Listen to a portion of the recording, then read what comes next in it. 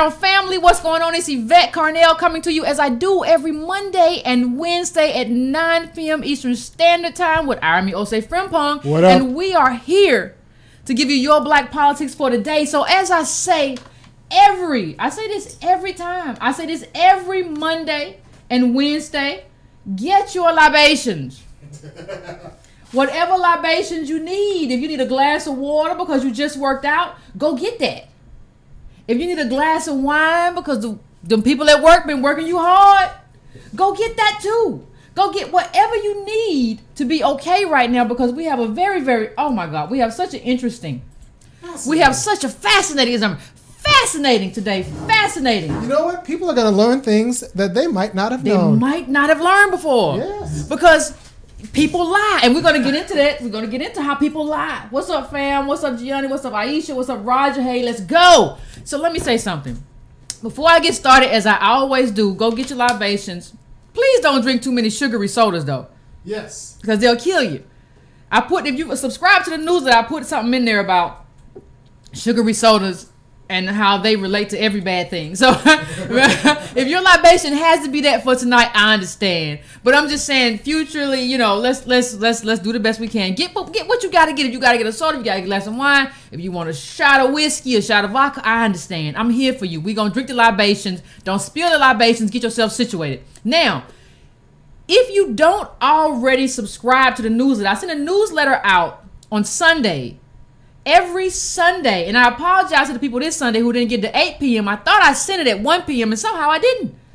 I don't know what happened. So I apologize for getting it so late. And I want to also say, some of you don't open a newsletter. I sent out about 600-700 and only 400 people opened it. So you're paying for the newsletter, $2 a month. Open the newsletter. It's got great links in there in terms of links about black people, descendants of slaves that you should read. Now, you can go to breakingbrown.com if you have not and subscribe to the newsletter and pay $2 a month for the newsletter. You can also donate at breakingbrown.com monthly. Now, if you donate monthly and you want to get the newsletter, email me at editor@breakingbrown.com and I will still send you the newsletter, okay? Also, you can go to donatebrown.com for a one-time donation. Also, and this is free, please go to subscribetobrown.com. If I'm not here, that's what I'll use to alert you. I'm not going to be here on XYZ day. Do what do. Go to Irene's page. She'll have your black politics or whatever. That's why I keep you updated. And then on Wednesday, that's happening. On Wednesday, my mother's having minor. It's not major surgery, but I'm going to be there to help her get situated. So I won't be here on Wednesday, but Irene will be giving you your black politics at the Funky Academic YouTube page. So Wednesday, remember, don't come here. Go to the Funky Academic YouTube page, and I will probably be in the comments acting up like I was last time. So if you want to see me, I won't be here, but I will be in the comments of the Funky Academics YouTube page, giving you my assessment of what Irene is saying on that day. Also, if you are watching, please subscribe. If you have not subscribed already, share this on your Facebook pages. Share this in your groups. You know, I know some of you are big about going to groups. Share that and hit that bell. If you have not hit that bell is very important. That bell lets you know when I'm on live. So you don't have to sit around and wait and refresh the page if I'm late. Like I was late today, I understand. I tried to work out before I came on here and I was late. Go hit the bell, okay? So you'll know. You don't have to keep refreshing the page. So, now that we've said all that, I have to get you to why we're here. Something interesting happened. And let me tell you something. People lie. Black people lie. White people lie. But something very interesting happened.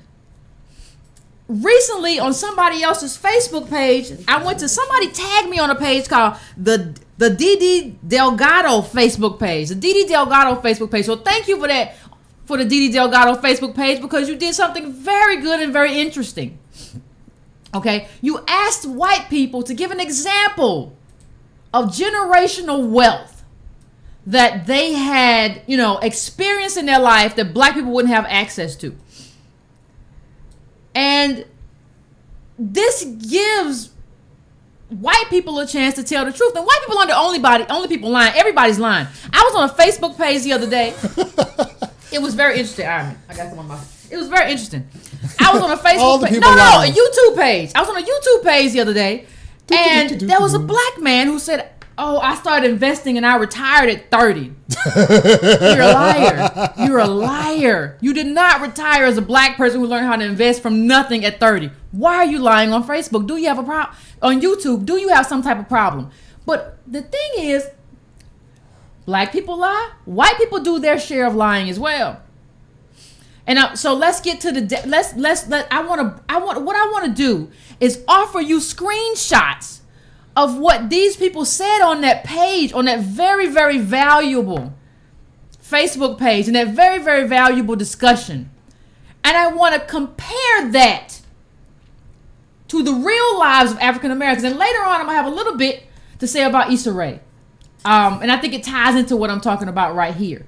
But right now, let's just have this conversation. And let's just I'm going to bring up all of these. I'm going to bring up a few of these. There were hundreds of them. At least 100 of white people talking about what they had access to that black people don't have access to. And this is what they know. And this is what they know. And let's be honest. A lot of white families don't talk about money as honestly as they should. No. So like you'll say like, oh, you'll get these white guys say like, oh, I'm poor just like you are. My family's broke just like you are. And then 30 years later, when the people are 50 or 40 or they need to buy a house, all of a sudden, woo! Look at that, $50,000. Who knew? I thought my parents were poor. Yeah. Like we've shown you the data that says your parents aren't as poor as. And they're still like, I had somebody said it to me today. Well, I said, poor black people are negative. Poor white people are worth 10,000. Well, where'd you get that data from? And I sent them the Nation article about the 228 years, and they were just like, I didn't know, I didn't think about it that way. Now that I think about it, my mom did own a house. Now that I think about it, I was kind of stable. Now that it's a lot of stuff you don't think about, white people, that we need to have an honest conversation about. So today we're going to have the honest conversation. These people got honest. I appreciate my honest white people. I appreciate y'all because y'all got honest, and that helps us contrast ourselves to you. So we don't go around thinking that we're white. When you get honest, you got to be honest. And that's how you be a good white ally. Be honest. You got to get honest. So put up that first one for me, Ira. And make it big so people can read. Oh, okay. Yeah. Draw it up so people can read. I want you all to read this and pay close attention. Pay close attention to what this person said. Now I don't try to, somebody said we are no-gros. Don't depress the people. Because the people already said Yvette depresses me. Don't depress the people. Don't depress the people. I don't want to give anybody any kind of, this person says, I was able to purchase my own home due to a substantive down payment provided by my parents. My parents purchased their first home in the same fashion, a down payment provided by my grandparents. Both of our grandparents own their own homes. So think about that. The money's not done getting to them then. The money's not, no, that's just the beginning. That's how we help you start your life, by giving you the down payment to your home. Here's a $20,000 or whatever, $30,000 or whatever kind of house you're going to buy. Go and do your thing. Now, I want you black people to imagine how much easier your life would have been if you had somebody to give you $20,000, $30,000, $40,000 when you started out and just said, go buy your house. Go do what you got to do. 20, 30, or 40. It might be 50, might be 60, depending on what kind of house they buying. Yeah, 20% down. 20% down. Yeah. What's 20% of $300,000, $400,000 house? Yeah. This is what's going on in white life. That's $80,000 here. $80,000. I'm just investing in my kid. I'm investing in my child because as a parent, that's what you're supposed to do, and you have the resources to do it. Why? Because you don't come from slaves. You don't come from slaves and sharecroppers and people who've been discriminated against. So you have the resources to make that happen for your kids. You come from the Homestead Act. What was the Homestead Act, Aaron? When they were giving white people land. Here, have some land. Here, have some land. Here, have some land. I know it's land. I know it's And as long America. as you work it, you can have it. You can just have it. Just work it. Just have it. When last time somebody just tell gave us people some you can land? work it. What we're going to get to in a minute in the show, I'm going to tell you one of the dastardly ways that they stole land from African Americans, because we always think about the ways we know, but there are a lot of insidious ways that stuff was stolen from us. And what happens with us most of the time is that we get stuff, people like, we can own land too. No, when we get it, they take it.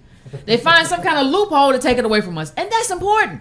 So that's just number one. Now go to clip number 2, Army. We're going to go to clip number 2, and I'm just going to go down the list to show all of us, to show everybody who's watching this show, how you think white people live and how they live. Now, I'm not saying that they're not poor white people, but stop comparing ourselves to the poorest of white people. Yes. There are more people in the group of white people than the poorest of white people. Yes. We just compare ourselves to the people who live in the trailer homes or, and even them. There's a sneaky little thing in this thing right here. The even black them sheeps. are what you think they are. Yeah, we're comparing ourselves to the black sheeps.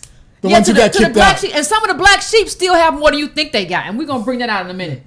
All right. We're going to bring that out in a minute. There you go. Number 2. Okay. Was that one? Yeah, I went to Juilliard where they... Oh, I don't see it up yet. It's still up there. I was a substantive. I went to Juilliard. Okay. I went to Juilliard when there were only a few people of color. I hate that term, people of color. Call me African American, sitting a slave. I don't want to be lumped in with every other group that's not white. I'm sorry. I got a job right out of school. I teach privately. I wouldn't get students if I weren't the color of a fish belly. Yeah. My family has wealth because of the GI Bill, which allowed them to go to college, buy a house, get a mortgage, and not be redlined. People are not afraid of me. They give me the benefit of the doubt and assume good intentions. They give me the benefit of the doubt and assume good intentions. If you are a black woman, they assume you're a welfare queen. If you are a black man, they assume you are inmate number 34524. I'm going to tell some people about myself that they don't know yet. Tell them. People, it might be a big shock, and I know I've had 1,000 jobs. People talk about it in the comments. Yeah, better than I am at studying books or doing the other things I've done. I'm actually a really good classical musician. I'm a professional level classical musician. Like I'm that good. That's what I did while I was doing those other jobs, is so I could practice. I'm a very good oboe player. Oboe? Yeah, I know. I've never even seen an oboe. I know. I don't tell people because nobody's gonna believe me. I'm gonna look it up. I'm a legit oboe player. One thing I couldn't do right now, as I'm probably one of the better oboe in the world. I'm not gonna be able to find students. Because nobody's going to look at me and think, I'm going to pay $120 for a lesson with this guy. Ain't no black man know how to play no oboe. What are you talking about? What are you talking about? Yeah, there's no way that I can get students. I'm not going to be able to, But what was the impediment, Iron, to you becoming a nationally known oboe player? I'm a really good oboe player. So I moved from LA to Orange County when I was in 8th grade, and it was in the beginning of the school year, so the only elective left was band. And since I had moved, I didn't have any friends, so the only instrument left was the oboe. And since I didn't have any friends, I practiced. And then since I got good, I just kept practicing. Okay. Yeah. So yeah. But did you have the time to practice your oboe? I did have the time to practice my oboe. I didn't have any friends. But at a certain time, you had to get a job, didn't you? Well, yeah, I got a job and practiced at night. It was that's why I've had so many jobs. That's not what oboe players do. They don't practice at night. That's not how you win.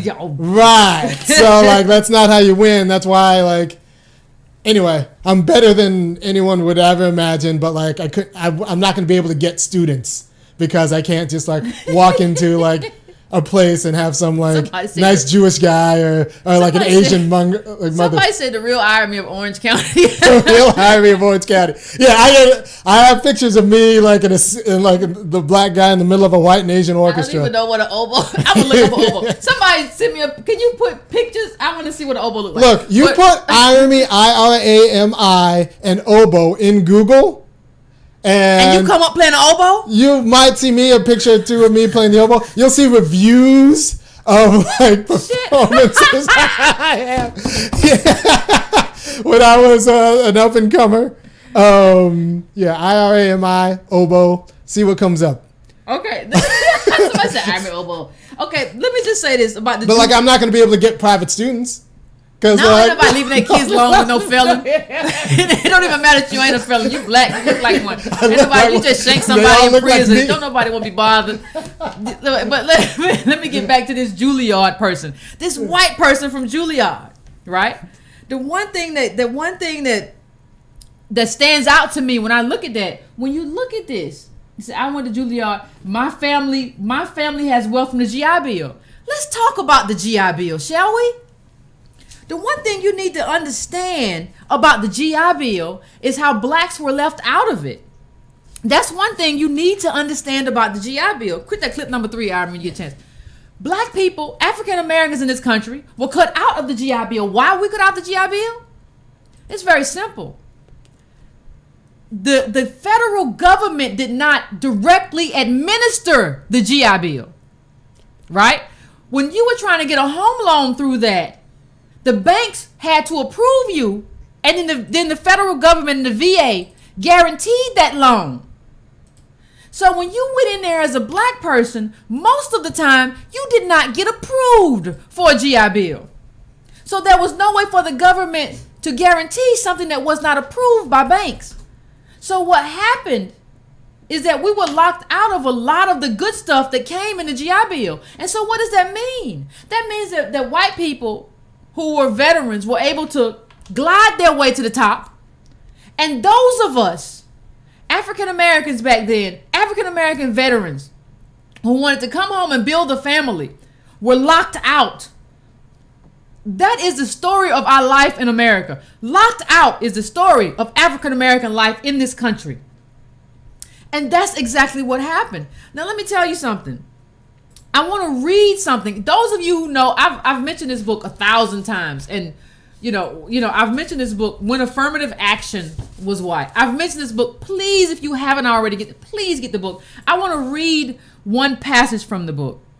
And it says, the case of Reuben Thompson of Rome, Georgia, who had entered the army as a dishwasher but had trained as a truck driver, illustrates how the process worked. I have been out of the army for 5 months. This is what Reuben Thompson wrote. About a month ago, I went to the U.S. Employment Service office to apply for a job of truck driving, but I couldn't get one. Then they wanted to give me a job washing dishes, but I didn't because cafe jobs don't pay enough, and I have a mother to support. They wanted to send me to the foundry. I have not done anything like that, and I am not able to. I put in for unemployment pay, but I failed to get that. I am not asking them to give me anything. If I could get a job, I am capable of doing. Most of the white boys get the unemployment with ease, but very few colored get it. Okay, one more thing. It says blacks also were regularly denied access to the loans that the GI Bill promised. The federal government did not make the loans of this or any other kind directly. Rather, the Veterans Administration guaranteed them. In consequence, prospective borrowers had to convince banks to lend. Okay? Now listen to this little data point. You know I love data. It says a survey of 13 Mississippi cities by Ebony Magazine found that of the 3,229 VA guaranteed home, business, and farm loans made in 1974, precisely 2 had gone to blacks. 2, not 2%. 2. Number 2. That's black life. And you're going to tell me what? That you don't deserve anything? That we shouldn't get anything? That that's a handout? That the government never going to give us nothing? Government never going to do? You better get it. We got to get it. If we don't get it, we're finished. We got to get it. There's no ifs, ands, or buts about it. We got to get it. So let me go on. You know, the thing about it, some of those, what that portion doesn't mention is that some of these people were actually, how can I say it? They were they were denied because where you live isn't a good enough area for you to live. Right? We're not going to give a loan in that area. So black people couldn't get loans because they were in black neighborhoods, but they couldn't live in white neighborhoods. Tell me that's not a setup. Tell me that's not a setup for failure. The only thing America has put in our place throughout the history of this country is setups for failure. And at a certain point, we got to stop dreaming. And we have to understand what America is as opposed to what America should be. Okay? At a certain point, we have to do that. That is our responsibility. I will say it again, and I've said it before. Filing LLC paperwork will not save you. Starting your own business will not save you. A black business without black politics is doomed to fail. Unless you get picked by white people. and they decide, you know what, you're willing to throw your own people under the bus, and we're going to have you on. It's doomed to fail. Even Byron Allen, the one black almost billionaire we got, he was like, I was struggling, I was failing, and then he said in a video he did. You can see the interview at Tone Talk with Antonio Moore. He said basically that was going anywhere. You said I wasn't going anywhere. He said he talked about white networks, which brings me to number 3. Which brings me to clip number 4. Put up clip number 4, I mean. Which brings me to clip number 4. We got to talk about something else. Why people getting honest is amazing. Oh, we got to finish that story though. He said, what did he say? He said, no, I wasn't going anywhere. I took out money on my house. I wasn't going anywhere. I was losing everything. Nobody would return my calls. And then all of a sudden, Walmart. All of a sudden, basically, he met somebody on the board of a major conglomerate who said, okay. This someone was not black. No, white person. Yes. You know they weren't black. On a board of a major corporate, you know them. And said, I'm going to hook you up and you're going to get some ads. And it was like Walmart or something. That's what, that's what it was. He took him to one party. Yeah. And was like, hook this brother up. Hook this brother up. Hook this brother up. Yeah. And now Byron Allen's Byron Allen. But that's everybody you see who black. You think these black people did this themselves? They got chose. Right. But we need to be in a position as people and as employees where the government holds the door open and says you have to hire these people. They're American citizens and you cannot deny them. You are not allowed to discriminate against them. I don't even care. Listen, people are gonna be mad about me, but I don't even care if they subpar. Your job is to teach them. Yeah. Because we come from slaves. We didn't get those schools that you got. We didn't get everything you got. You need your job. Jim Crow. Your job is employment. Jim Crow, red line, everything. Your job is not only employment. Your job is apprenticeship. That's your job. We should get 2 generations. The government should tell you that's your job. So if you look at clip number 4, clip number 4 is very interesting. I got passed down car. Yeah. Okay. But I think that's clip number 4. Yeah, it's up. It's very interesting because there's something at the end of that is also very, very, very, very, very, very, very, very interesting. Okay, it says he got passed on a car. It says, I got passed on a car. My parents paid my college tuition, bought me a computer. My parents owned the house they lived in and had 2 safe, reliable cars. I have a financial living safety net if something goes wrong in my life. My grandfathers attended college. Maternal side were homeowners. Lived abroad for work. I have benefited from the connections that I get. Now, here's the thing. Benefiting from the connections you get is social capital. Benefiting from the connections you get is called social capital. Social capital is so important. People dismiss the importance of social capital. Not only do white people get money, they also get social capital. Well, what does that mean, Yvette? Well, put up clip number 5, Iron. Social capital. Don't ever forget that. Social capital is so important. Now, if you go to Bureau of Labor Statistics, there was this article that I found earlier today when I was researching social capital. And the article is very important for a number of reasons. But the article kind of goes into what it means to have social capital. And who has social capital. And even in the prior podcast with Malcolm Gladwell, he talks about integration as a way to get African American social capital because we don't have many. We don't have any. That's the web in America that ensures that you have a job, that you have work, that you have something that you can call on and pull on in times of hard need. If you don't have money, even if you don't have money, you have social capital, you all right. And let me tell you, the article right here. Put up a little bit. I can't see it. Okay, it says 80% of jobs are found through social capital. Social capital is nothing more than who you know.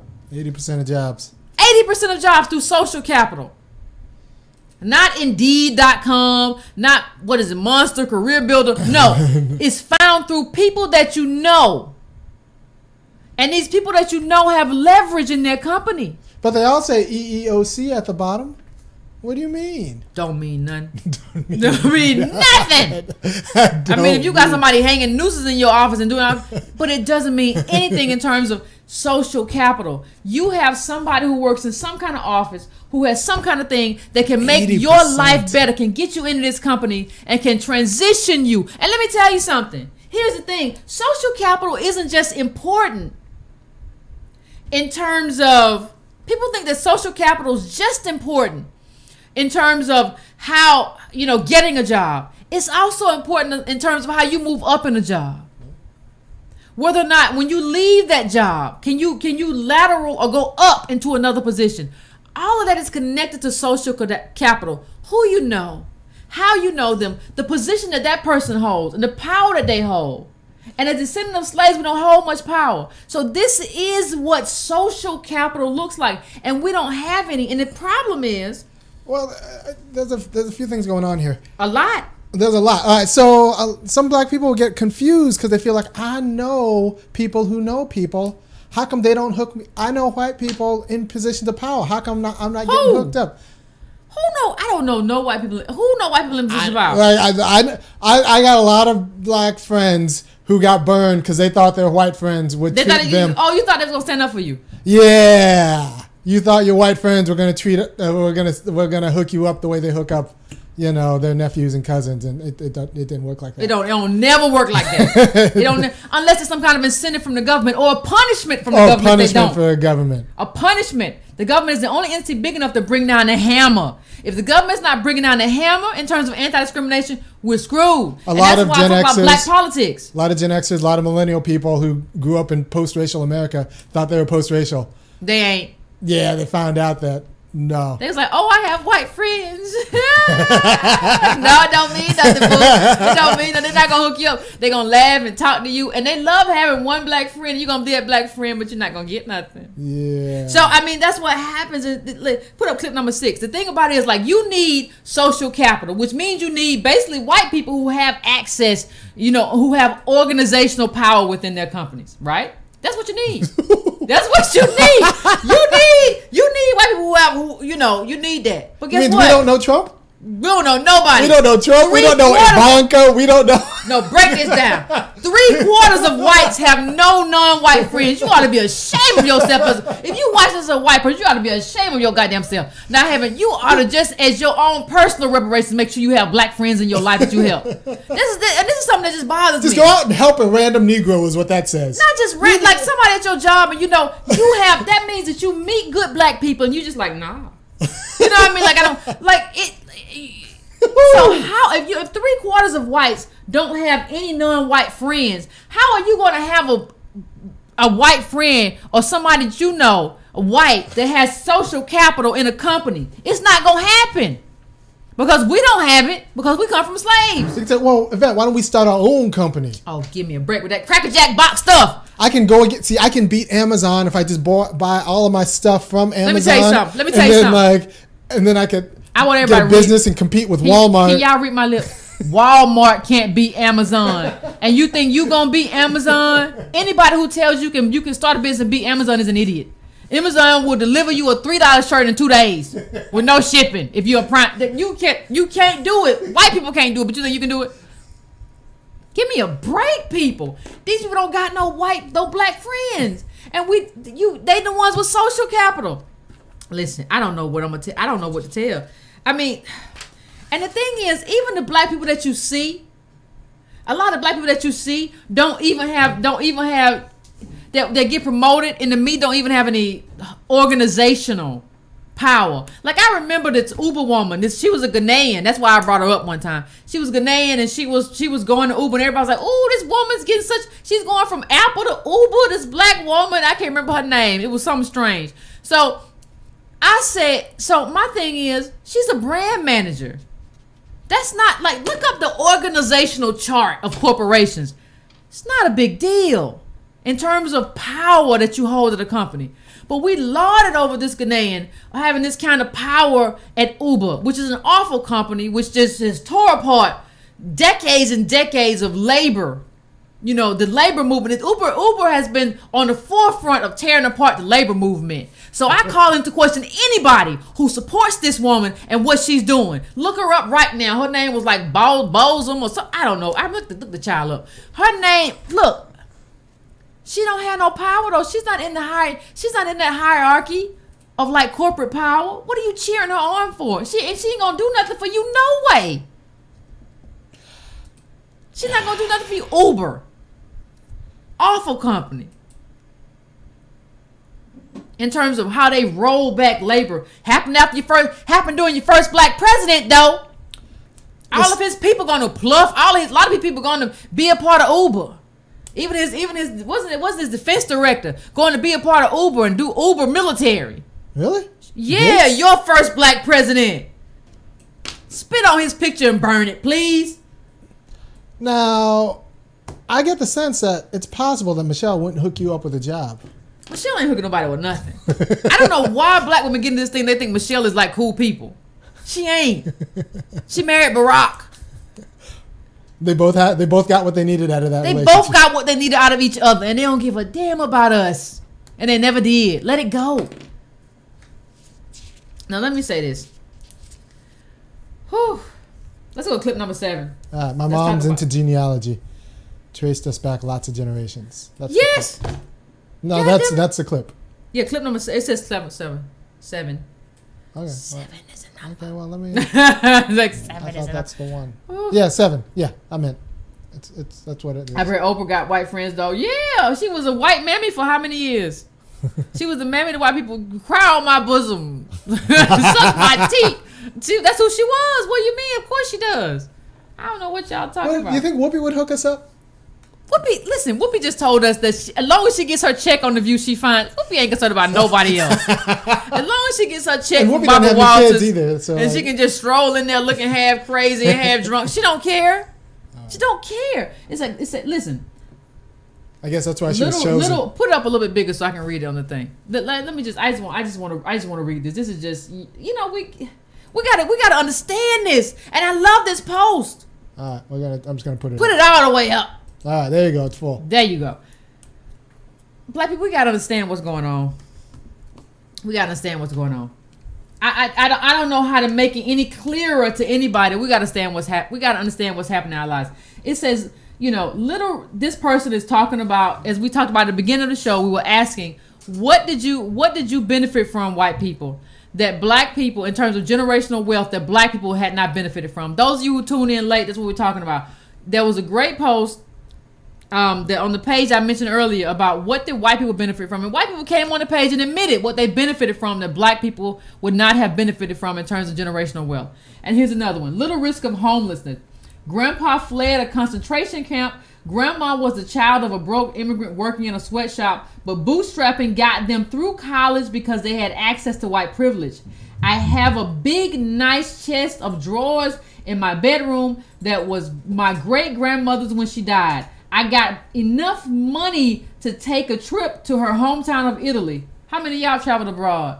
Okay. My dad was an addict with a problem with authority figures. He'd have been in prison or dead if he was an indigenous or black and acted like that long before I was born. Listen, what this person is basically telling you is that the reason my parents were free and able to do anything was because they weren't black. And when you look at the incarceration rate of blacks, especially black men, you see that this person, at least, whether you had an inebriated father or not, this person had a father because he wasn't black. So he got the benefit of the doubt. He didn't have to go to prison. That's another benefit of whiteness in this country, the benefit of the doubt. You don't get the benefit of the doubt. I may get a little bit more of the benefit of the doubt because I'm light-skinned. And so people usually wrongly assume I have a white parent. And they don't want no trouble whoever that white parent is. I don't have one. Far be it from me to dismiss the Facebook and YouTube rumors, but I don't have a white parent. I have 2 black parents. 2 black parents. But met them both. Yes, but that's genetics. The white genes be rolling strong sometimes. Okay, but this is what most African Americans experience. You don't get to just live your life as an addict who's all out and doing all kinds of stuff and be a black person. You go to jail. being a black person doing that. And so people don't think of that as a white privilege, but that is a privilege of whiteness. It's almost social capital, right? So let's go to clip number 8, Aaron. Let's keep it moving.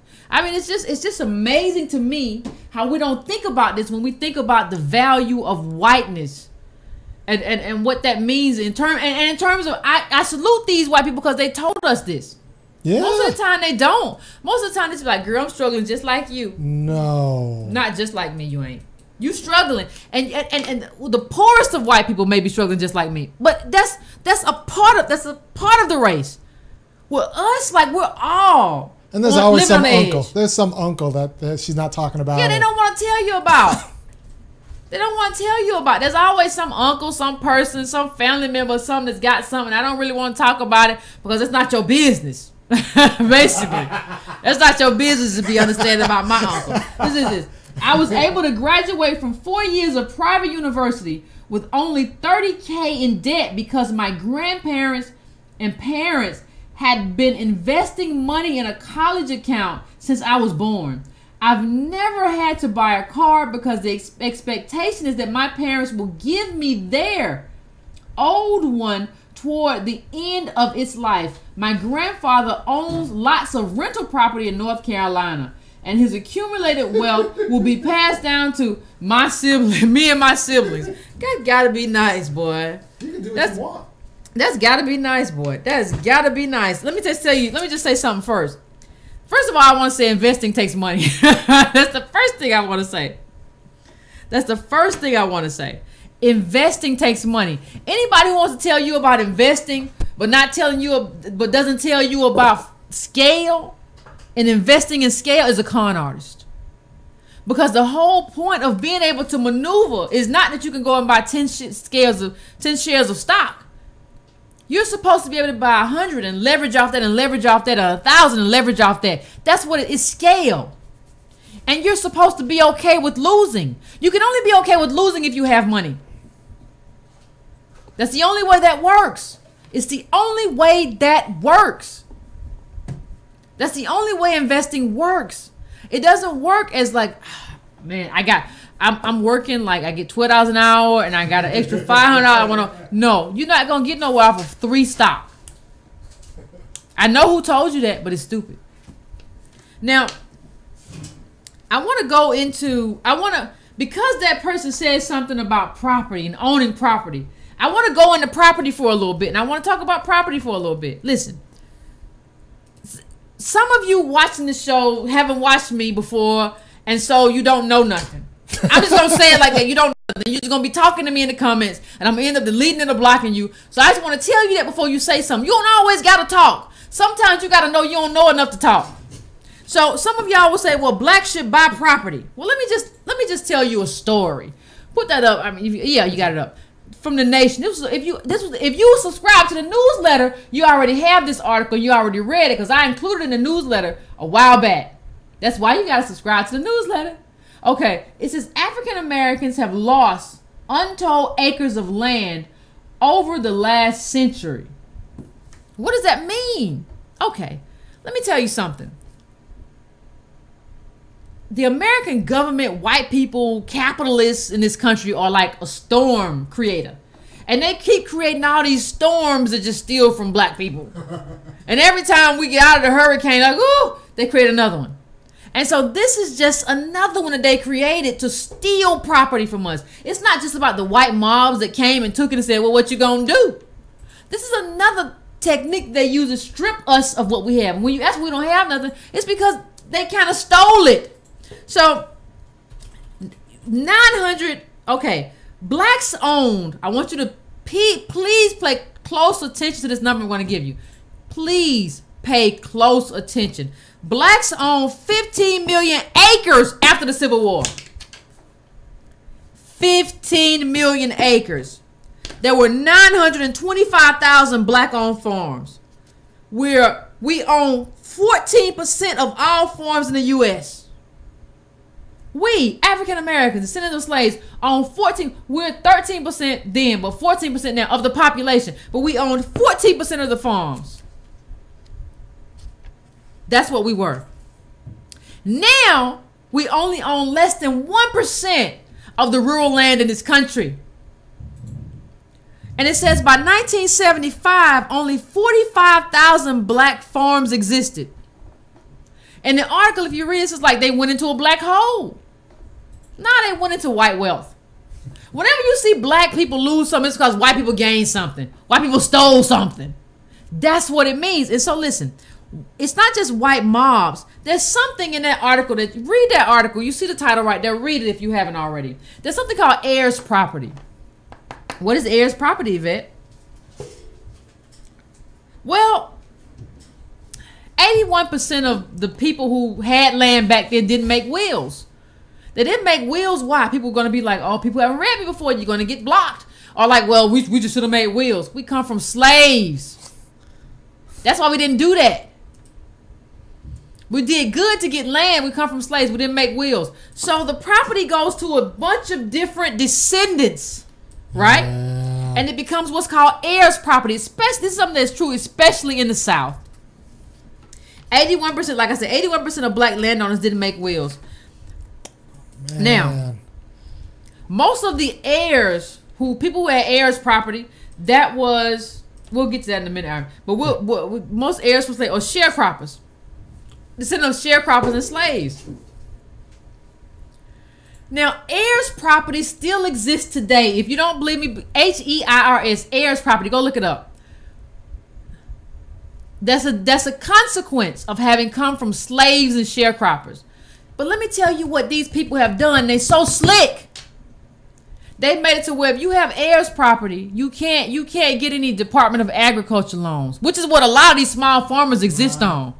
You can't get none of that. You can't get no FEMA if something happens to your land. You can't do that. You can't even get a mortgage. You can't fix up your house. It's just evil. You can't fix up your house because it's heirs property, right? You can't get insurance. You can't get insurance. You can't do repairs on your house. Which means a lot of these black people, African Americans who are living in heirs property, are living in mobile homes because that's all they can do and still maintain the property. This is why y'all are going around talking about Russia and Beyonce. You should be ashamed of yourself if that's what you're talking about. With everything that's happening to black people right now, you should be ashamed of yourself. Okay? Can't get mortgages, can't get repairs, live in mobile homes, can't get FEMA if something goes wrong. And let me tell you something else they do. Because there are a lot of heirs, they do something called land partition. So say if you got a family member who lives far away, they're not even part of the land, they don't know nothing. They will these dastardly and nefarious capitalists who want to take the land will find the property, will find a family member that don't even live around and say, hey, you need to come and get this property. I'll give you this much for it. So you can partition it and take it away from your family who lives there. They may not even be direct descendants of people who own the land, but because it's heirs property, they can come in and take it and take the check from the white man and take all the property from the people who live on the property. That's how it works. It's all these plans. And what it has done is it's deemed thousands of acres of land useless. Because being heirs property, they've designated it to where they can't do anything with it. This is how Hilton Head got built up. Because that's how you got the Gullah people out of there. It's heirs property. I don't know what you want to do. Turning family against family. Because of money. Because of capital. But y'all keep telling me about how much y'all love it, though. And I think it's going to happen again when the boomers start dying and the kids can't get the money together to keep up the mortgage. Oh, yeah. If that's why you still got a mortgage as a boomer? I'm just asking. The reverse mortgages. Oh, okay. You know, boomers, like, you know, they want to live till the end. They want to take that last cruise. You ain't got no business on no cruise. That's the thing. Like, what's wrong with boomers? They always want to be on cruise at the Essence Festival, buying motorcycles. Get somewhere and sit down and leave your kids something. At a certain point, you got to understand that you're beginning to sunset. Sunset means leaving your kids something, not acting like you're going to be around forever. Not acting like you still got to have a chance to party. If you ain't party at 25, I can't help you. You can't party. It's just what it is. And I can do about it, and then you can do about it. Okay? And so, let me just tell you something. There's a great article in the newsletter. I didn't include it here.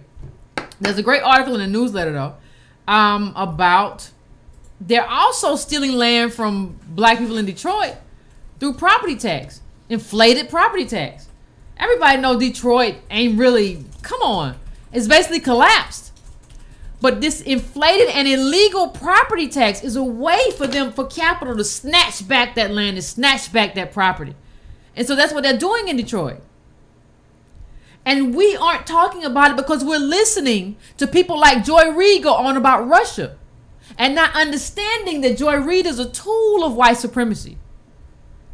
And there's no reason for us to ever listen to her ever in life.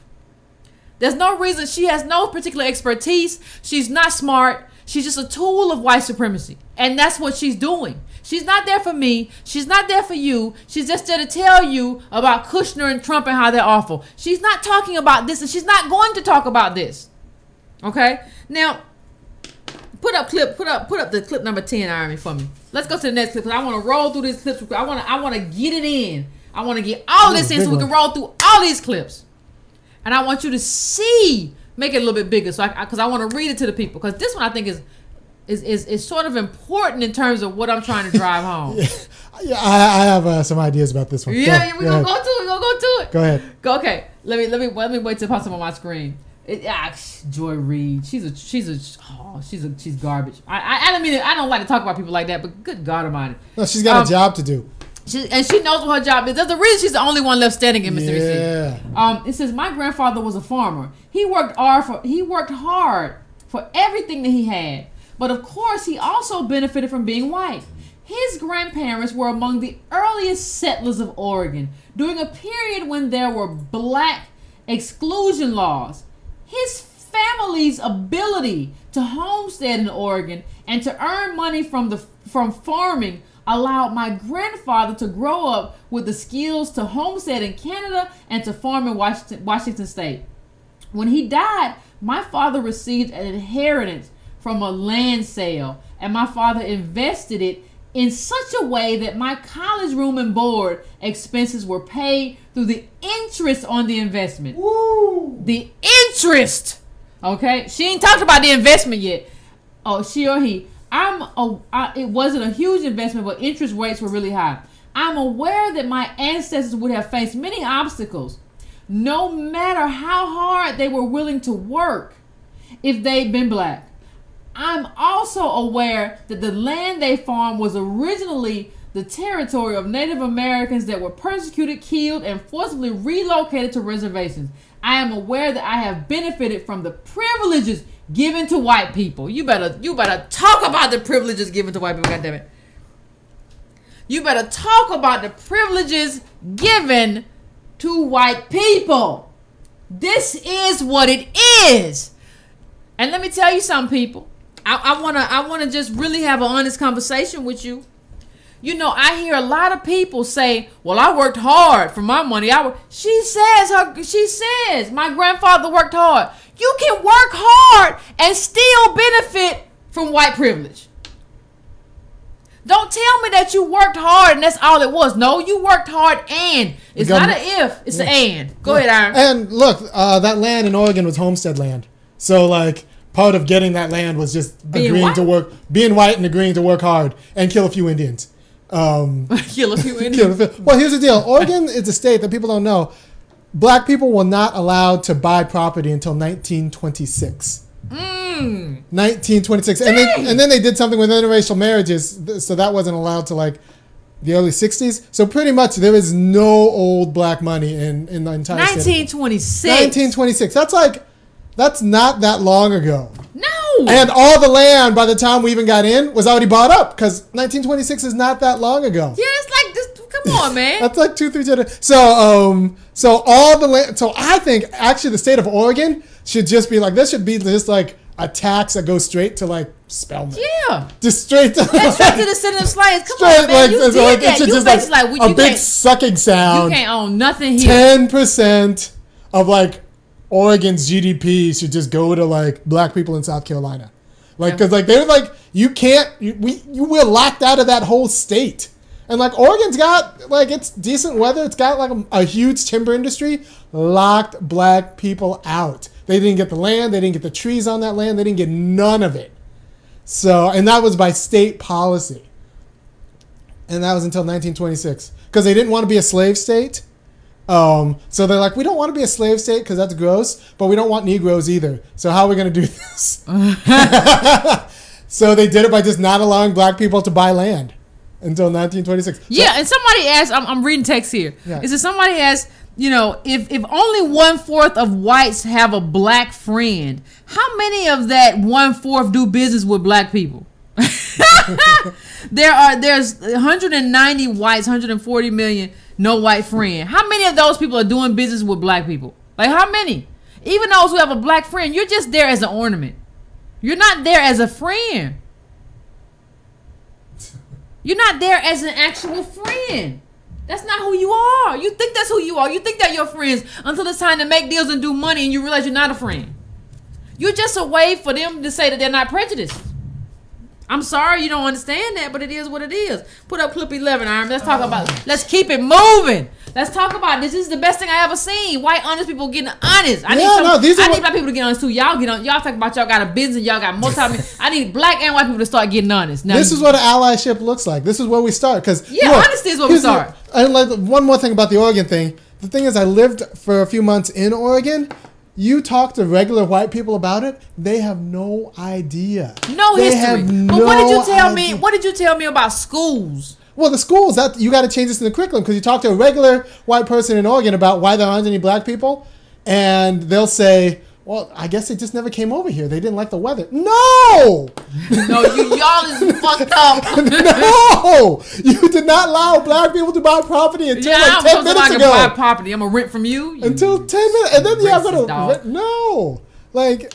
And so, like, we got to change the curriculum because if we don't change the public school curriculum, if we don't make that intervention, then you got just incompetent people trying to decide what our reparations look like. You just don't know enough to be in that conversation. Yeah, you don't know enough to be in a room. You don't know enough to be a citizen. And like, so like, that's our problem now. Black people and white people don't know enough to be a citizen about this issue. Yeah, and because our curriculum has been taken over by white supremacists who talk about slavery wasn't so bad. Yeah. And there's no way for, like, there has to be some type of re-education of white people for us to have a shot. Because that's why they're voting against stuff that benefits us, because they have bought into everything that Fox News and Rush Limbaugh and everybody else is saying. Exactly. They have bought into this, and that's a problem. And you know who knows this? The right. Yeah. The right knows this. The left know about re-education. They know the power that it has. Yeah, because the left talks about charter schools versus public school, and that's an important debate. You know what the right does? They're trying to get creation into your textbooks. Like, the right doesn't mess around. They're changing your textbooks to get their agenda passed because they know that's how you win. So we need to get our stuff into the textbooks. We need to have curriculum wars. You're going to learn black history, and you're going to have Yvette teach it. Yeah. Is that clip 10? The story of my ancestors coming to the U.S. is not one marked by trauma, but one marked by... Oh, okay. I see two on it, though. I see two on it. Yeah, I mean, the thing is, I don't know. I don't know. No, we are Dixon. No, yeah, we did 10. Clip 11. All right. Clip 11. Let me get clip 11. You gotta see this. Like, you gotta see it, like, because we don't know, because we don't realize, we think we know, but we don't have white friends, so we don't know. How do you talk about white people definitively? And you don't understand that you don't know because we don't have white friends. This is the one thing about integration. People understand. I think white people know, and I think some black people know. You have white friends, Iron? I got a lot of white friends. If you do, friend, like motherfucker.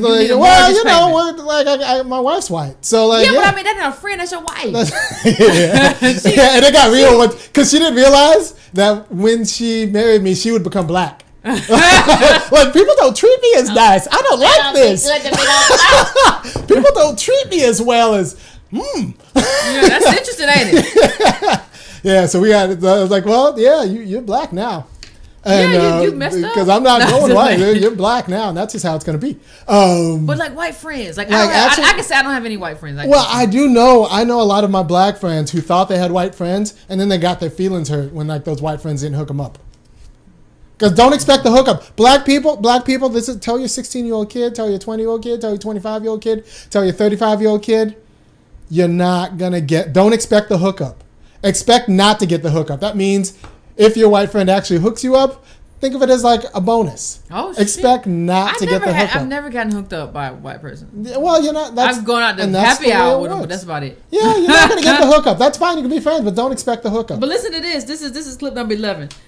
My dad was a private school teacher in Greenwich, Connecticut. We lived in faculty housing and attended school attended the school tuition free. Okay, you know, they had access to social capital. So even though they didn't have money, this person says I didn't have the money, but we had social capital because we lived around wealthy people. You don't have that. I mean, I don't have to know you to know that you don't have that. But this is, let me tell you, this clip coming up, clip number 12, Ivan, this is my favorite clip. I might let it go after this clip. If you grow up in Greenwich, Connecticut with all that hedge fund money, like, you got to be a real screw up. And you white, because the thing is, when you white, when you walk into a room, nobody knows whether you got money or not.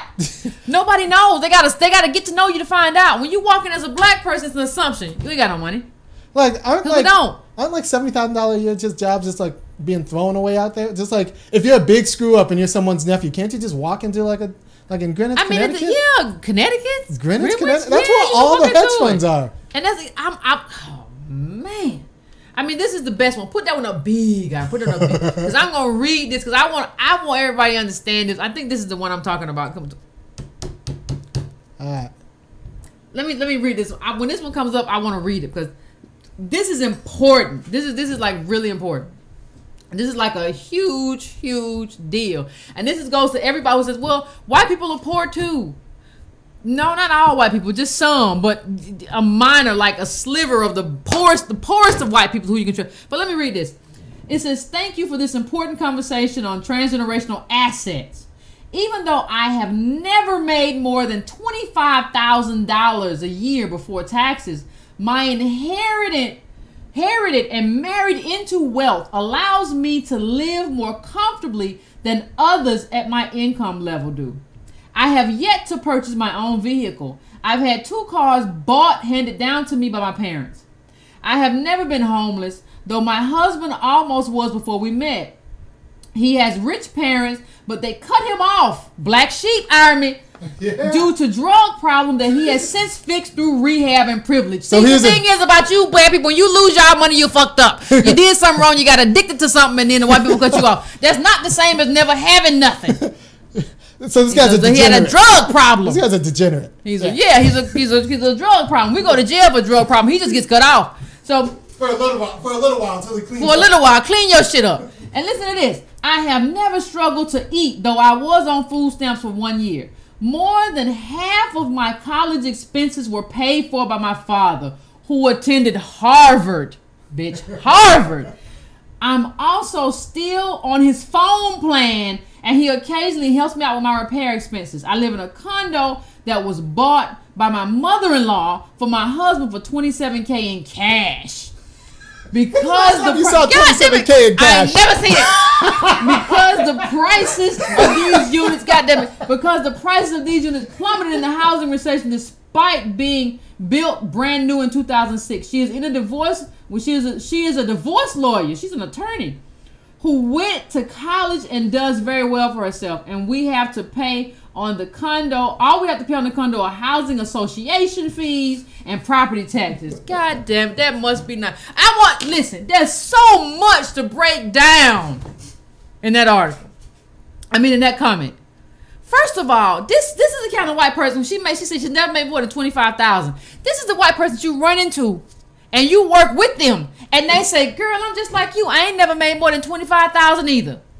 But she don't tell you the rest of the story. The rest of the story is her father went to Harvard and she had somebody pay her condo, and her father put her on a cell phone plan and put on another plan, and she has a husband who would have been rich had he not got addicted to some shit. Okay? Like, nobody ever tells the whole story about white wealth. And so we sitting here feeling bad about ourselves when we ain't got no reason to, because they won't tell the truth. This is the most truthful admission I have seen in a very long time. It is truthful. So let's be honest. There's money coming down from both sides of that family. You can bring it down now. Well, yeah. Yeah, there's money coming down from both sides of that family. Both sides of the family. Because now he's cleaned up, right? So now he's cleaned up, the husband. So like he's back in the will. Yeah, he's back in the wheel now. So like that was a hiccup. They ain't poor like you. You can be poor. You can make $25,000, but that don't mean you poor like us. It don't mean that. Don't you believe it means that? That's you get caught up in a trick. It don't mean that. So even when you go to the, oh man, this is just something for me. Like y'all make black people can do everything right and still fail. Y'all can make so many mistakes. It pretty much takes a drug problem. I've been around enough white people. I've seen enough white families and middle class and class structure. Pretty much takes a drug problem. Pretty just much be like, you can't get nothing. You gonna spend it all pretty on much the cocaine. Takes a drug. I'm not gonna let you do it with the cocaine. Just pretty much takes it. If you could say, if you're white and like come from a decent if you're white and in the like top 80%, or anything above the bottom 15%. Like, to stay off drugs and And you get your inheritance? Well, you'll just get a hookup. You'll get enough hookups. Drugs can really do it, but, then get clean. but, pretty much just stay off drugs and you end up fine. Now, here is, I'm not going to even go through the rest of them because we're running behind. It was more GI Bill, that's a lot of government, and it was more land ownership. Can you find that one, Army? About the trauma, it's an addiction. It's about addiction, and I want to say this because not that one. It's a clip. It's actually a clip and about addiction, as a response to something. Oh, yeah. And I want to put that up, and I want to talk to it because we talk a lot about. There was one earlier about an earlier clip about a woman saying. Or somebody saying, I can't remember what, about their parent not going to jail because they were white and they were an addict. And we just talked about an addict.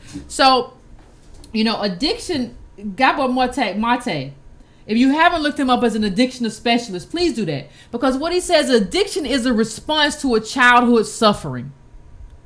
That's what he says. And who do you think suffers more during childhood than African-American kids? Think about Chicago. Think about Wisconsin. Think about, in terms of Milwaukee and the rest of the state. Think about SWAT's Atlanta. Think about Alden. Think about who you think suffers most. But there was something else that he said, that made me kind of take note. Because he said it wasn't only, and I'm trying to find it now, it wasn't only about addiction. It was about positive thinking. See, we got this thing going around the black community. I'm just going to touch on it. That positive thinking will get you where you need to go. All you got to do is think positive and you'll be all right. All you got to do is change the way you think. The secret and all that stuff, and you'll be all right. And, Gabor Mate doesn't say that. He says, not having negative thoughts is not allowing reality to intrude on your perception of the world. You never see things how they are. You have to always maintain a sunny, falsely rosy view of the world so that you can't see what doesn't work. Lots of studies show that people who are sunny and positive die quicker of their diseases. If you're a woman with breast cancer and you're a positive thinker, you're guaranteed to die much quicker. Listen, he's talking about, and I've mentioned this on this show before, he's talking about positive thinking. He's talking about what it means to be a positive thinker. And what it means to be a positive thinker is that you die quicker. I mean, I talked before about this on a previous show. But we have to get out of this thing. We're hurting ourselves. Like, you see me here, and you have a conversation with me here, and you think that Yvette is being negative. And Yvette is not being negative. I'm being a realist. I'm handing you real information. Whether or not you are emotionally adult enough to handle that, chin up, chest out, and deal with it is on you. But trying to spin this in a positive manner is just creating an illusion for yourself that is not healthy. It's not healthy for you, your kids. It's not healthy for you, friends, your kids, your family, anybody. It's an illusion. It captures you in a sort of dream world. And that's just what it is. And I want you to think about that when you start thinking about The Secret and all this bull that they've told us to believe in. Because it's not true. And he says, when I talk about negative thinking, you must understand that I'm being tongue-in-cheek. I don't want people to think negatively, but I put that idea out there as a way of countering this relentless, cheerful positivity that's often given as the answer to the world's problems. To my mind, we don't need positive thinking or negative thinking. We need thinking. Thinking means you don't load your point of view with either priori, negative, or positive vibes. Rather, you are simply willing to look at what is. The positive thinkers are in full denial of reality. And these people who are telling you that your life can change if you just file LLC paperwork are in denial. Leave them alone. They are a part of the problem. You cannot deal with them. You cannot talk to them. They are caught up in their own hallucination. You know, talk about baby bonds. We want to talk about Sandy Dairy. Talk about baby bonds. There are solutions. Once there you understand are the problem, if generational wealth is the problem, people say you never talk about solutions. Baby bonds is what Sandy Dairy brought up in terms of how poor you are. You get baby bonds, and you can use those baby bonds as you grow up. They start at like 20,000 or something to purchase towards an asset. Those are solutions. Going filing LLC paperwork is not one of the solutions. You got to understand that. You know, I had some more that I was going to say about Issa Rae tonight, but I think I'm going to save it. I got to say it, but I'm going to save it. I got to say it, but I'm running behind. I'm going to save it. And we're going to say it next time.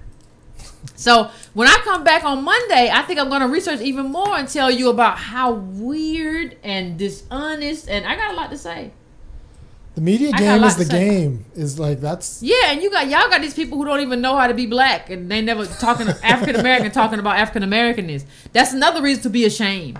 But I'm not gonna tell the story of that, but I want to tell y'all when you all come back. Our museum Wednesday at the Funky Academy. When you all come back Monday, I got a great story to tell.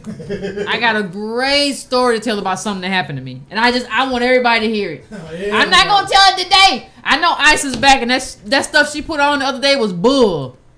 I'm not going to tell you today why I was bull, but I'm going to tell you. Just wait. It's going to be a good show. It was some garbage. In so many ways. So those of you who haven't seen it, steal somebody's HBO Go password like I did. Don't pay for it. Just be like, can I borrow your password for a little while? You can change it. I just want to watch this episode of Insecure. Just do that and watch it. And then when I come back Monday, we're going to deal with it in the way it needs to be dealt with. I'm going to handle this. Yeah, I'm going to handle it. And I'm going to tell you why she's full of muff, she's full of bugs. I'm going to tell you. Don't worry. We're going to break this down. Right. You got to wait a week because I'm not going to be here. You know, I told you I won't be here on Wednesday. I'm going to be here on Wednesday, so you're going to have to wait, and I'm going to get it. But I promise you it's going to be worth it. I promise you. It's going to be worth it. It's going to be good TV. You on? Hello? Hello? Hello? Yeah. Can I be heard? Yeah. Can you hear me? Yes, sir. Oh, okay. Yeah, I was getting feedback. I didn't know I was on live. Okay. Yeah, my name is J5. I'm from Alabama. Yes, I had a few questions. One is a request. I try to spread your message, you and I, message on Facebook, and a lot of people who are not familiar with the context of, of your message, the content of your message, they probably wouldn't devote 2 hours to a whole video, and you have very powerful clips in all of your videos. And I'm just making a request. Could you please, if you could you put some of your videos in Facebook format on your Facebook page, so I can put it on my timeline, and it will automatically play if some of my friends who are not familiar with you watch the video. Okay. Okay, and thank you. My second thing I would like to say, Ivy had one, it was a while back, but Ivy had a great idea. I don't know if y'all want to roll with that idea. I don't know what all the way thought through or what, but I don't know. I don't want to put words out of his mouth, but it kind of sounded like he was saying, since African Americans were the main scapegoat in the war on drugs, partial reparations or restitution could be that only African Americans should only be allowed to participate in profiting on recreational sales of marijuana. I think the same thing should be done with cotton, sugar cane, and, etc. Yeah. And I mute my line. Thank you. Thank you, Carl. Did you say that, Iron? Did you say that? I do have good ideas from time to time. That is right. I do think we should get preferential. Like if you can show that African Americans were disproportionately punished for weed over the last, say, 30 years, then yeah, we should get 30 years of preferential. Oh, that's a good idea. But right now, it's actually more insidious than that. They have so many licensing requirements on the dispensaries. You need to have like in some states, you need to have, I've heard, $500K in the bank before they'll let you open up a dispensary. So that means not only will we disproportionately imprisoned, locked out, like I said, locked out. We're going to be disproportionately locked out of the industry. God. Like now that it's legal. But yeah, we should get that waived. We should get that waived. I should be able to go to the SBA and say, black people should get to go to the SBA and get those prescriptions. Like shit. Small business. Don't do too much of nothing because you're going to just get lazy. I don't think people understand. Well, that's how we got mumble rap. But go on. I'm sorry. I think I got my man on line. Hold on. Uh-oh. Hello? Hello? Hi. Yes. All right. Who that? Hey, I'm on. Okay, great. As usual, you guys are doing a great job. There was one thing, I won't hold you long, but there was one thing you guys, I'm not sure if you touched on. I was listening back and forth, kind of doing a few things at one time, but one of the things you talked about was about how, the land and everything was stripped from black people. Mm-hmm. One of the vehicles used by white supremacy to steal or take land from black people, of course, is eminent domain. And one of those examples, I can't remember what I was looking for, the Pines development. I'm not sure if you're familiar with that. Okay. But it was, I can't remember if it was North Carolina or Virginia or wherever, but I've actually tried to reach out to the family on this. But it was a case where black people owned, I believe, almost 800 acres. Okay. It was several families, and the land was actually taken from them by eminent domain under the guise that the county was going to build a new school. Okay. Well, the school never got built, but the county kept the land. There are numerous examples of that throughout American history, these legal vehicles that have been used to take land. The interesting thing is now all of this has been done at the hands of white hands. Some of it has been done at the hands of black people. Atlanta is a classic example. When I was growing up there, Grant Park, Inman Park, Reynoldstown, all that property black people lived in. The property over by the zoo, I think you guys are in Atlanta. Well, during the 80s and 90s, we weren't able to pass that land from generation to generation. We had, of course, mass incarceration. We had drug addiction, all this stuff. And so a lot of those properties over there became decrepit. Well, under the black mayoral leadership there, the property was condemned under eminent domain, and it was sold. You could actually buy a house in Grant Park during the 80s, early 90s for $50. But it was condemned, but the catch was you had to live on it. And so a lot of white people moved in, got home loans, and fixed that property up. And now those are, million-dollar communities now. All that was done under black leadership. Yep. The final thing I just wanted to say, is these positive thinking peddlers, these people are charlatans selling fool's gold. A lot of them are in the pulpits. And just for everyone listening, FYI, beware. Listen very carefully to people when they're giving you advice. Beware of people who speak more about what individuals should be doing versus what systems that oppress people should be doing. Anytime I hear, people telling, if you just do this or if you just do that, if you save your money, if you invest this, if you don't buy those Nikes, if you don't buy that iPod, if you don't, buy materials, everything will be all right. Well, that's very easy to do. And I say all the time, black people are easy targets. It's very easy to tell us what we should be doing, but it's much harder to talk about the systems of oppression that put black people in the situation to desire the things they want, to go after the things they want, to believe that salvation can actually occur from them through some great governing job or things like that. So I just wanted to put that out there. Just beware people who speak more about individuals than they do about the systems that oppress those individuals. And if I were you, I would regard them as charlatans and peddlers of fool's gold. And I think the black community needs to be rid themselves of these type of people ASAP. That's all. Thank you, Carlo. I always appreciate you. I want to make one distinction. He talked about basically kind of the black bourgeoisie in Atlanta. And what I want to say though, I want to make one distinction. These people have been complicit in white supremacy. They are not responsible for white supremacy. There's a difference. They have been complicit for their own means and for what they're not responsible. They are complicit though in our oppression. There's a difference. I know there are a lot of black people who go around and say these people are just responsible. No, they're complicit. It means they're traitors, and it means we got to get rid of them. But it's two different things. So let's just be careful. What did he call them? What did he call them? Peddlers? Positive thinking peddlers. Ain't no. There's no better way to describe it than positive thinking peddlers. Oprah.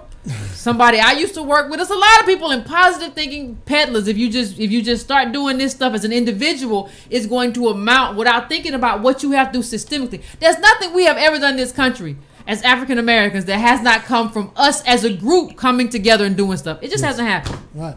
And I think it's important to know that the peddlers in that class, they don't have real money. Like, they don't have generational wealth. No. Or it's that's why they're doing it. That's why they do it. Like, these are people who are one generation away from being poor black people like everybody else. Yep. And that's important to remember.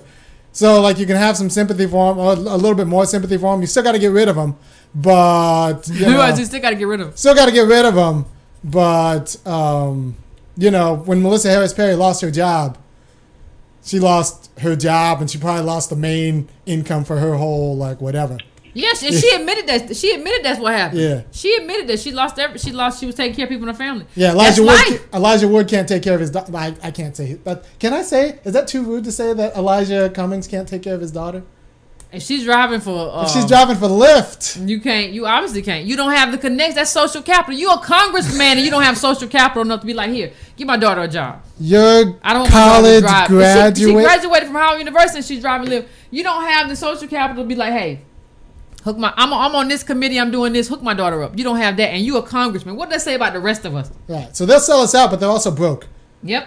So and that's part of why they sell us out. Because they broke. Because they broke. They don't have it. Let's go to the next call.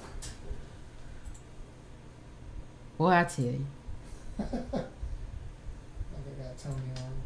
Somebody said, not rude if true, Iron Man. Hey, what's up? What's up, Yvette? What's up, Antonio? I'm gonna have to run through some points today on this one. I ain't gonna let you run from Mr. Obama. We're gonna end with him, but I'm gonna make a couple of points here.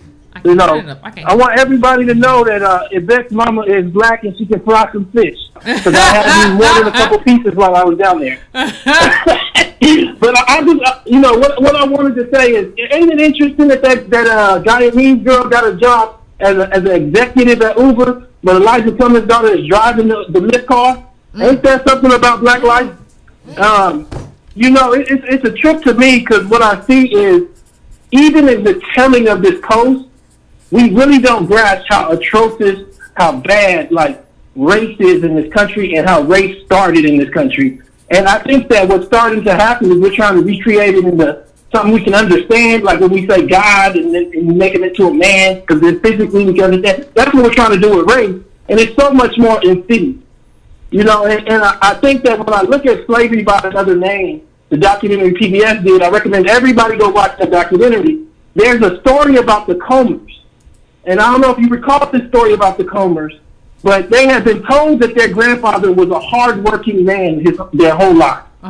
They had been told that he was a hard-working man, but what it came out was that actually he had killed a bunch of black people on his land.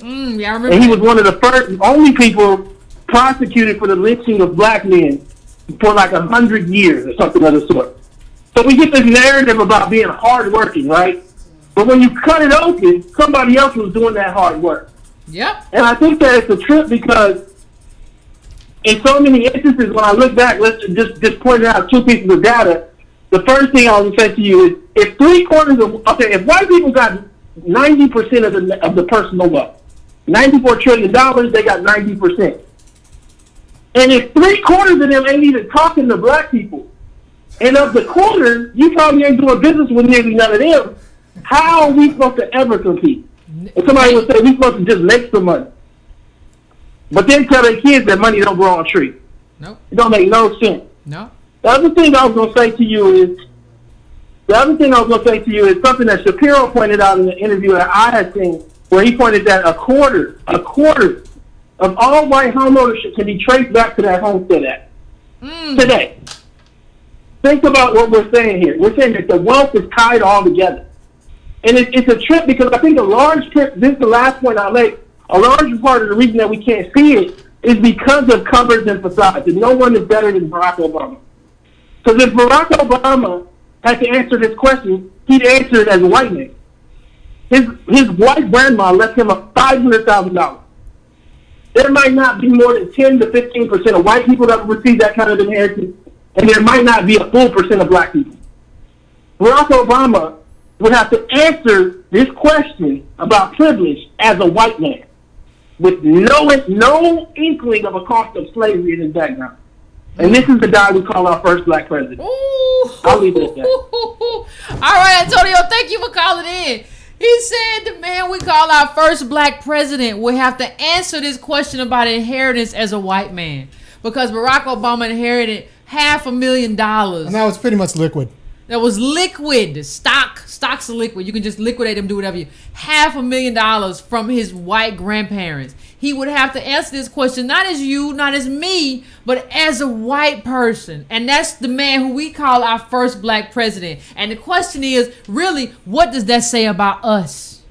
And if you haven't watched the video, go to Tone Talks, subscribe to Antonio Moore's channel. If you haven't watched the video that he's talked about, which is Slavery by Another Name, it's on YouTube. It's free. You ain't got to read the book. You can go watch the PBS documentary. It's free on YouTube. Watch the whole thing and you realize that white people, these racists, these people who run this country are playing a trick by basically saying, well, slavery was over a long time ago. And I want to just harp on one of the other things that Antonio said. We just talked about Elijah Cummings' daughter driving for Lyft. She's the daughter of a congressman and she's driving for Lyft. And there's a Ghanaian who just got hired to Uber as brand manager. And contrast and context those two different people in two different groups and what that means for us as African Americans, descendants of slaves. A quarter of these white people, their homes and everything are tied to the Homestead Act where they were given free stuff. They were given free stuff, but we don't want to ask the government for nothing. What does that say about us and our political intelligence? Why were we being locked out? Why we're being locked out? Yeah. Come on, man. It's not like the government was giving everybody Homestead Act. No, they were just giving it to white people. And we we don't need nothing. The hell you don't? Look at your life and tell me you don't need anything. Actually, that bit, I can't remember if it was Hamilton. Was he talking about eminent domain? And then they took these people's land to build a school, and then didn't build the school, so now it's a county land. And then I bet you, like Walmart. Yeah, like he said Hamilton said they basically took the land and said eminent domain, and then they never did anything with it, which means they just wanted it. They didn't want to do anything with it. They just wanted it. Like, let's just tell these Negroes it's eminent domain and take it and just steal it.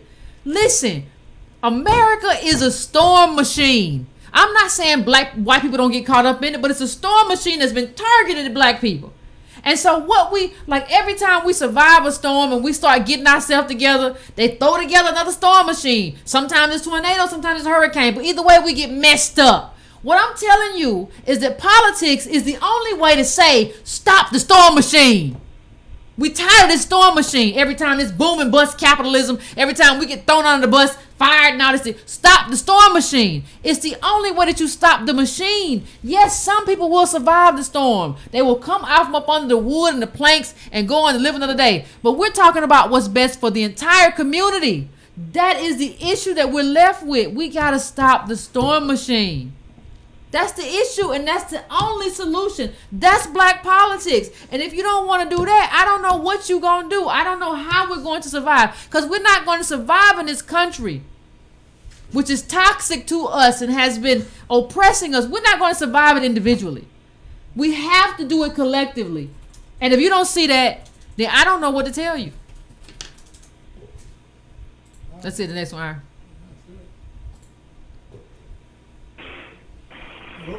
Hello? Hello? Hello? Hey, how you doing? What's going on with Yvette? I can't hear you good.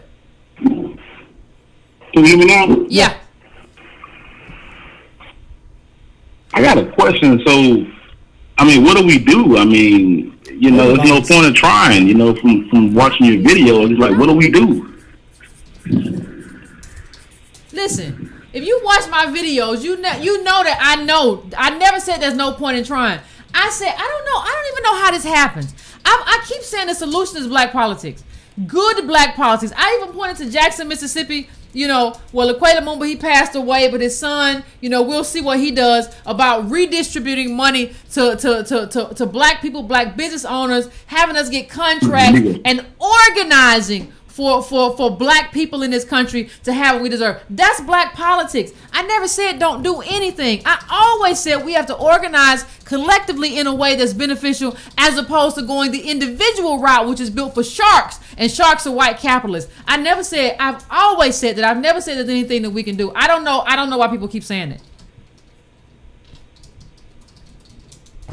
I mean, because it just seems like, I mean, what do we, I get what you're saying, but it's like, what's the point of saving money? What's the point of investing? What's the point of trying to build black wealth? You know, it's like, it's just depressing sometimes to hear you talk. No, listen, here's the thing. I'm not depressing you. This is just life. Yeah, he has very limited options. This is just the data. This is not me. I'm just putting it in front of you and showing you what it is. You're not being depressed by listening to me. You're being depressed by the data that you're faced with. Don't put it on me. But the second part of it is, I'm not telling you that you can't save. You might be able to pay an extra light bill, and we have a savings rate that's actually better than white people. I'm not telling you that. But it still I'm doesn't telling build you wealth. in terms of closing the wealth gap and truly being competitive in this country, we need black politics. That's what I'm telling you. There's no way to do this without being organized as black people towards a politics that improves the material condition of our lives. There is no other way to do it. And anybody who tells you that we can do this without black politics is a liar. And I'll call them that to their face. Thank you. And about that, he said, like, look, we save, we invest, we try to build black businesses. That's not enough. That's only 3 tools in the kit, right? So first of all, I got to tell you, this wealth gap is important, because if the wealth disparity gap, the worse it gets, the easier it is for the people on top to weaponize that money to keep you down. Mm-hmm. So the wealth gap lends itself to a political power gap, and then like there's lead in your water and all these other things. Yeah, and it's like what you said. The gap matters. Organize for baby bonds, contracts, set aside for black businesses, pipelines for black hiring managers and Amazon, etc., and pay raises for black employees. But these are political solutions. These are political solutions. You all want individual solutions. There's nothing I can do for you, because that's stupid. There are no. Now you can do stuff individually, but that, like, if you do something individually, there's no guarantee. Politics can get us 20% of jobs, like in a Walmart, like corporate jobs. Politics can get us like those defense contracts in Halliburton, and we need unions. Like we need unions. Like, that's stuff that we need. Like, and the thing is, some of y'all just are weak.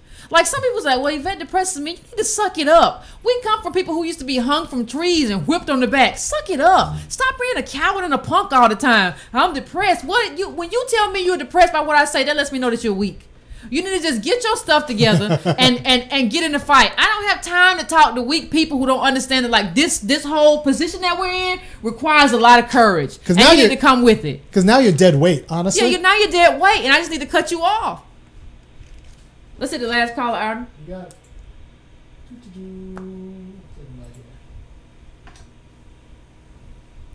Hello? Hey, caller. Yvette, how you doing? Pretty good. How about you? Not too bad. You actually kind of just answered my question, but I'm still going to ask it. I actually really like when you say that black businesses pretty much denying to get subsidies and free money from the government is just really stupid, to be honest, because for one, if your competitors against subsidies, I mean, obviously you're coming up short that way. And two, why would you take money free from the government without having to use or without having to incur costs? I just love when you say that because it's common sense. Yeah. And the second thing is, so one thing that we always hit on as in the black community is, you know, white people generally don't put us on. You know, they don't give us jobs or opportunities like that. But one thing that I've come to realize as I got older is that neither do Asian communities, neither do Hispanic communities. You know, it's always generally race by race. And one thing I can't lie that I don't really agree with you on is the idea that we need to increase black business. And of course, most of these are small businesses, but if you think of it the way that other races do, we need more black businesses to hire more black people. So what are your thoughts on that? And as far as why do you specifically think that, you know, filing out LLC paperwork, as you say, won't help us? Okay, Army just signaled he wants to say something first. But I'll go after Army. All right, so I do agree that like black people who think that like we don't need politics, you realize you're setting up a business climate where black businesses will compete with white businesses who get subsidies from government. So not only are there white businesses with like more stability, they're white businesses with subsidies from government. You're telling black people to compete with them. That's not going to work. But and you know that and you agreed with that, and I appreciate that. Now about the businesses, there are some 26 million small businesses, and when I say small businesses, that's businesses under 500 employees. Of those 26 million, I want to say that 24 million of them are businesses with no employees. Right. So yeah, zero. Yeah, so we don't really have employees. So like, and then of the like, how many? Let's be honest now. How many black businesses have more than 500 employees? So yeah, exactly. So even he's lying. So pretty much we're talking about like black businesses without real employees. I mean, you have to think about it. Breaking Brown is an LLC. It's counted as a business. It ain't. It ain't. Okay. So what we're trying to do is be honest about black people working jobs. Black people are employees, and that's not a bad way to be in America. A lot of good white families and neighborhoods and whole like live lives as employees. So we need to look where black people work as employees and get those jobs better. That means we need sanitation workers and black teachers that are the ones that are left anyway. And something you were telling me was like a lot of the reason so many black people want to be entrepreneurs is because their job sucks. Right. They don't really want to do that, but their job is awful, so I want to be an entrepreneur. No, make that job better. Right. Get better wages, get better benefits, make that job better. That's what the labor movement is for in this country. Get involved in that. That's what we need to be doing as a collective. And I'm not saying we can't ally with other groups. I'm not saying we can't. We definitely should. But we got to get our jobs better. Yeah, because let's be honest, like a good white job, that comes with health care, that comes with leave time, that comes with vacation. There's nothing wrong with being a white employee. We just need some of those jobs, not the crappy jobs they segregate the black workforce in, or we need to take the crappy jobs they segregate the black workforce in. And Antonio said that there in LA that there were 13 jobs that black people do pretty much. Yeah, and it's like, in LA. I think that's pretty broad. That's pretty broad. So we need those jobs to get a bump. Like, it's okay to be in that job, but they need to be making better wages. I think I want black people. I know hip hop did this, and I know there are people who taught this. It's okay to be a worker. It's okay to be like, a worker. there's no shame in being a worker. There's a shame that these companies aren't paying you what you're worth and aren't paying people a living wage in this country and these rich companies. Like, but there's no shame in being an actual worker, and there's no shame in taking subsidies. These white companies take subsidies all the time, and if we took them, really, you're just giving us money back for what you took from our ancestors. There's no shame in that. And I think when you say, well, what's wrong with LLC paperwork? You ever seen a shark eat a bunch of sardines? I'm just saying, that's what you're gonna look like out there. You got business cards though. Yeah, and I understand what you're saying. You know, in that case, for example, Amazon doesn't even have to aim. They can just, go for any business that they want, and, they can eat them all. But Yeah. you just, pretty much cleared it up, pretty much saying that, yes, black companies that hire black people, that is okay. But in those black companies that just have 0 employees, or, only the owner is an employee, those are the ones that you're really discussing, that you're talking about. Yeah. Yeah. Because a lot of those owners, and I say that in quotes, I don't have the camera, a lot of those owners, they really would be better off if they had a good job as an employee working for somebody else. And never would have wanted to be a business owner. Yeah, I wanted to be a business owner because I was locked into this crappy job. But like, if we make life better for employees and be honest about like Like how they do in good. so many European countries. So many Europeans that make life just decent for employees. There are a lot of white employees who never want to study business because their job as an employee working for somebody is just and fine. It's still just fine. I got my health care. I got my vacation time. Like, we need black people in those jobs. Yeah, that's And true. we need to make those jobs the jobs that black people are in. No, I agree. Thank you, caller. I appreciate it. Thank you. I want to thank everybody for calling in tonight. I know I went a little long. Irvy's going to be here on Wednesday. Not here. He'll be at the Funky Academic talking politics. So go to the Funky Academic YouTube page on Wednesday. And again, you can go to donatebrown.com and donate. Please hit the like button, hit the subscribe button, hit the bell, so that you can get notified when we have stuff going on. Please, please, please. And if you want to get the newsletter, go to breakingbrown.com to get the newsletter. And you can also make a donation, at breakingbrown.com, whether it's $3 a month, $5 a month, $10 a month, or a one-time donation. So we here at Breaking Brown would appreciate that. Irmy got a sound booster. Yeah, I did. So Thank you for the donations. We got a sound booster. So hopefully the calls sounded better tonight, and you could hear them better tonight because we invested in something that will make your listening pleasure better. I still got to get my dials right, but he got to get his dial, but he's working on it. Takes me a while. He got 3 children. He got working on it. My great grandparents were sharecroppers in South Carolina. This is what you got to do. So, I don't know. I want to thank everybody for tuning in, and like I said, I will see you all probably on Monday. I got a new camera I'm trying to figure out though, but I ain't figured out, so I don't know if I'm gonna do a quickie because I ain't figured out the camera yet. Stuff is complicated, but but thank you for the donations for the camera and for the sound boost and stuff we doing. Okay, so I appreciate everybody. I will see you again on Monday if I don't come through sooner. I'm gonna be here on Wednesday. Thank you.